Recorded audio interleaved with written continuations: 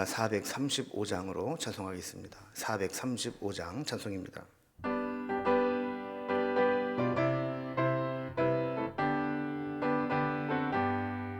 나의 영원하신 기업 생명보다 귀하다. 나의 갈 길 다가도록 나와 동행하소서. 주께로 가까이 주께로 가오니 나의 갈 길 다가도록 나와 동행하소서. 세상 무귀 아니람과 모든 명예 버리고 험한 길을 가는 동안 나와 동행하소서. 주께로 가까이 주께로 가오니 나의 갈 길 다가도록 나와 동행하소서. 어두운 골짝 지나가며 험한 바다 건너서 천국 문에 이르도록 나와 동행하소서. 주께로 가까이 주께로 가오니 나의 갈 길 다가도록 나와 동행하소서.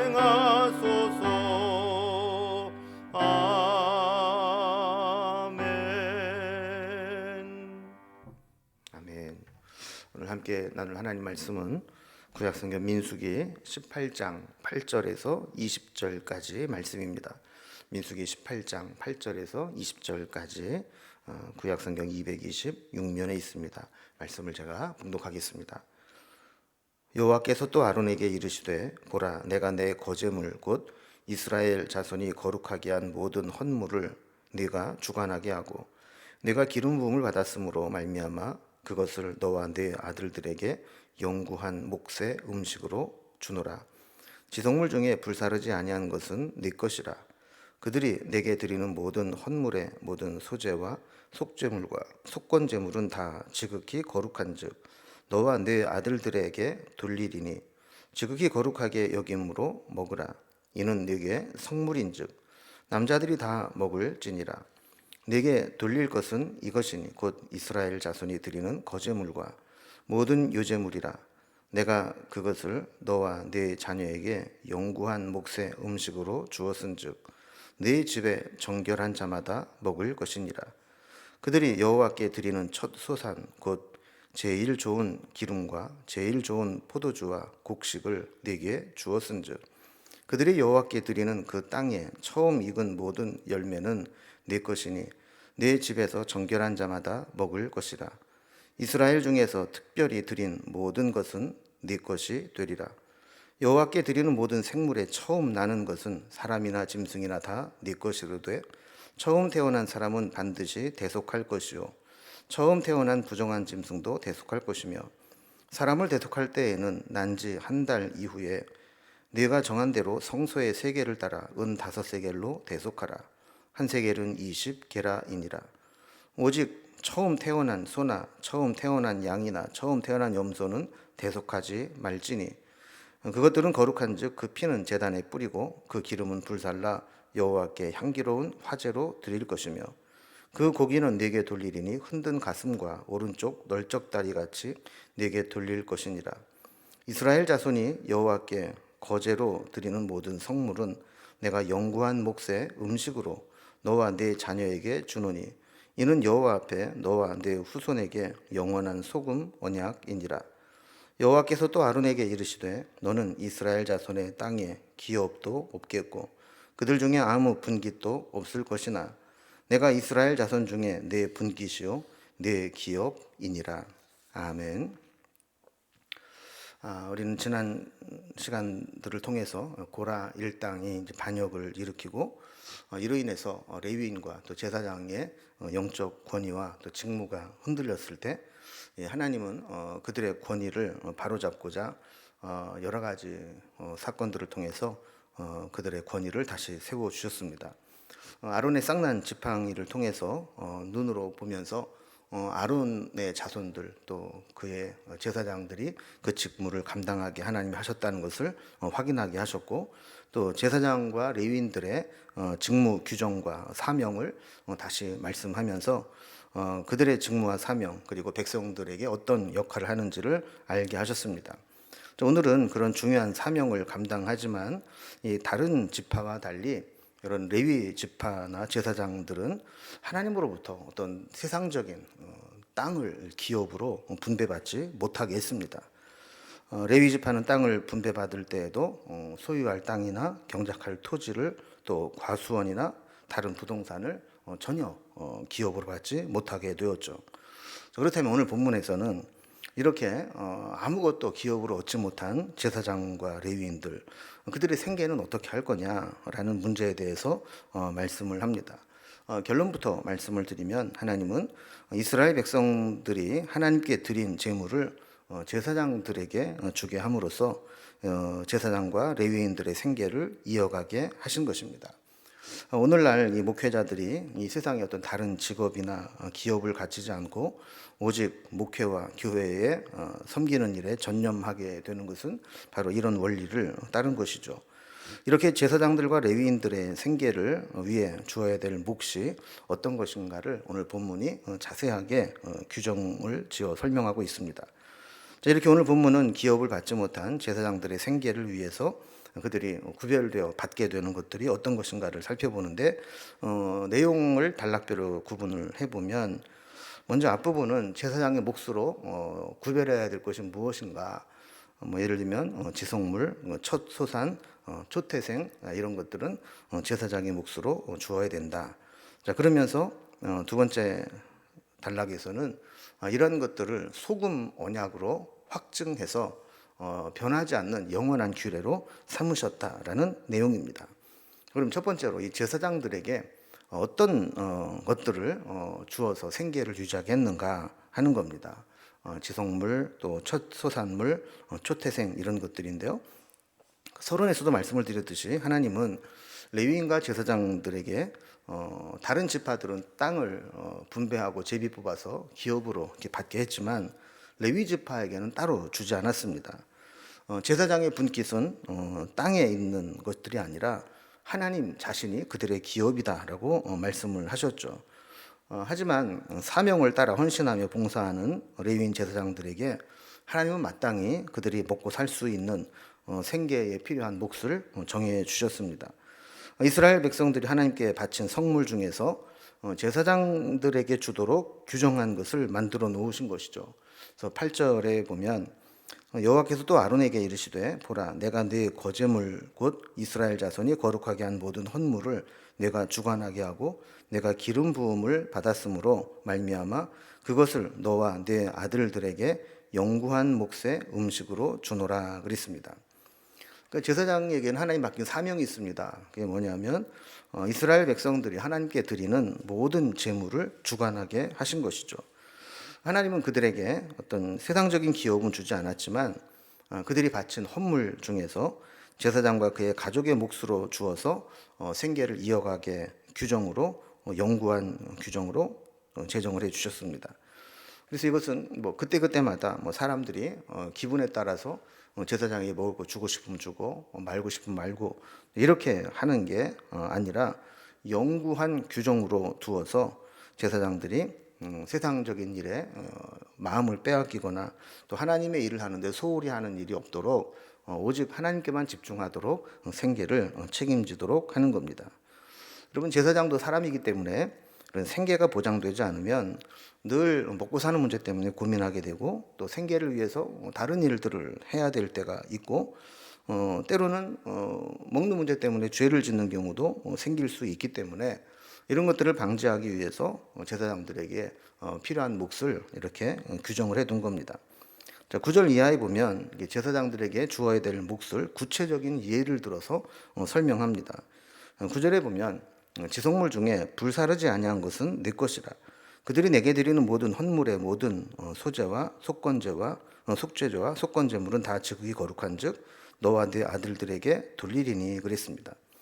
그러니까 지속물의 뜻은 이제 지극히 거룩한 예물이다 이런 뜻이죠.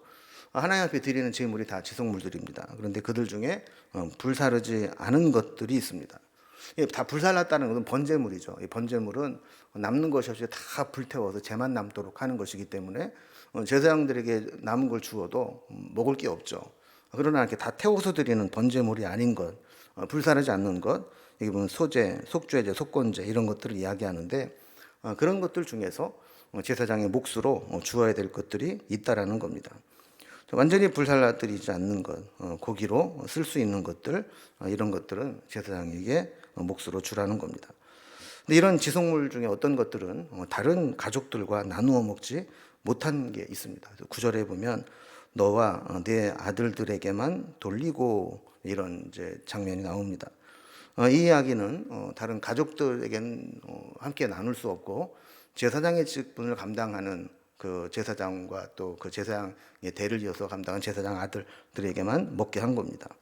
10절에도 보면 이 모든 일은 남자들이 다 먹을지니라 그랬습니다. 이것도 같은 의미죠. 제사장 직을 감당하는 이 남자들만 먹을 수 있도록 규정을 한 겁니다. 10절에 계속 보면 지극히 거룩하게 여김으로 먹으라 그랬습니다. 이 지속물들의 몫으로 받은 이 제사장들은 하나님께서 그들에게 허락했다 할지라도 함부로 아무 데서나 또 그 육체의 정욕을 위해서 먹어서는 안 된다라는 것입니다. 당연히 제사장 몫으로 주어진 것이니까 내가 어떻게 사용해도 된다, 어떻게 먹어도 된다 생각할 수 있겠지만 이것을 세속적으로 사용해서는 안 된다라는 것이죠. 그래서 오늘날 이제 목회자들이 교회에서 사례비를 받고 생활비를 받아 생활을 하는데 이때 이 예산을 집행하고 교회에서 받은 생활비로 사용을 할 때에도 마찬가지라는 겁니다. 내가 교회에서 일하고 받았으니까 난 아무렇게나 써도 돼. 이게 아니라 이 예물을 바치고 헌금을 바친 성도들은 얼마나 귀하게 정성껏 들여 헌금을 한 겁니까? 이것을 모아서 목회자들에게 생활비로 주었다면 목회자들 역시 그것을 받아 사용할 때 그 드려진 마음과 헌신의 고백을 기억하고 거룩하게 사용해야 된다라는 겁니다. 11절 말씀 보면 백성들이 드리는 거제물과 또 모든 요제물도 제사장에게 주라 그랬습니다. 또한 12절에 보면 첫 소산 곧 제일 좋은 기름, 제일 좋은 포도주, 제일 좋은 곡식을 하나님께 드리라 그랬는데 이렇게 하나님께 바친 제일 좋은 것, 첫 소산 이런 것들도 하나님이 받으시지만 그것을 사용할 때는 제사장의 몫으로 주라 그랬습니다. 13절에 보면 그 땅에 처음 익은 열매들 이것도 하나님의 것이니 하나님께 바치게 되면 그것을 제사장에게 주라. 14절에서는 특별히 그 드린 모든 것, 또 하나님께 서원해서 드린 예물을 의미하는 것이죠.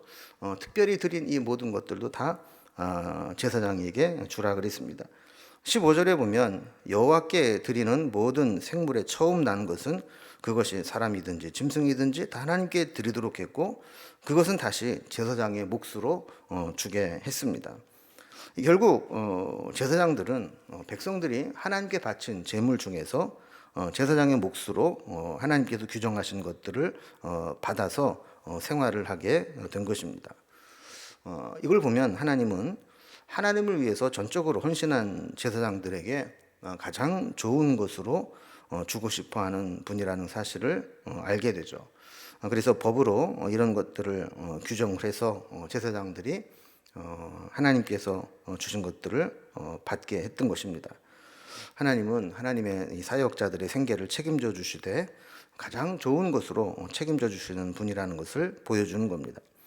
16절 말씀에도 보면 사람도 처음 난 것은 하나님께 구별해서 바쳐야 되는데 그렇다고 사람을 제물처럼 죽여서 피를 흘려서 드릴 수 없으니까 거기에 합당한 돈을 처음 난 장자의 대속물로 바치게 했습니다. 그래서 사람을 제물로 바치는 게 아니라 사람을 돈으로 환산해서 그 값을 대속물로 바치게 한 거죠. 그 값은 은 5세겔이라 그랬습니다. 또 주석책을 보니까 이 한 세겔은 노동자 4일치에 해당하는 품삯이라 그렇게 설명을 해놓았습니다. 자, 그렇다면 이제 5세겔이라는 것은 노동자 20일치 품삯에 해당되는 금액이죠. 그래서 만약에 처음 난 자들은 하나님 앞에 드리는데 그것을 돈으로 환산해서 노동자 20일치에 해당하는 그런 예물을 바치라는 겁니다. 그러니까 첫 아이를 출산하고 나면 그런 20일치 품삯을 하나님 앞에 드리게 한 겁니다. 자, 그러나 이제 짐승의 초태생 같은 경우는 대속하지 말고 반드시 제물로 바치라 그랬습니다.